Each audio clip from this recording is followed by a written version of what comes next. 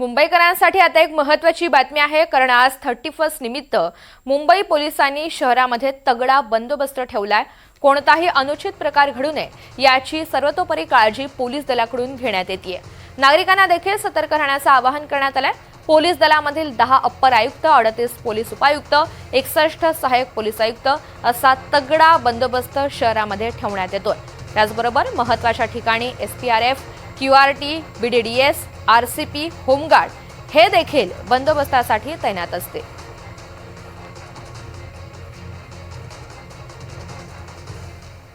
नववर्ष स्वागताच्या पूर्वसंध्येला ठाणे वाहतूक पोलीस यांनी 54 ठिकाणी नाकाबंदी केली।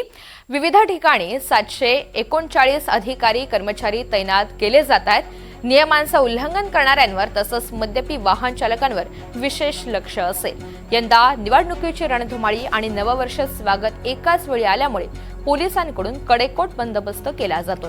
ठाणे वाहतूक शाखेनं 59 अधिकारी आणि 680 कर्मचारी असे एकूण 739 इतके मनुष्यबळ तैनात केल्याची माहिती देण्यात आली आहे।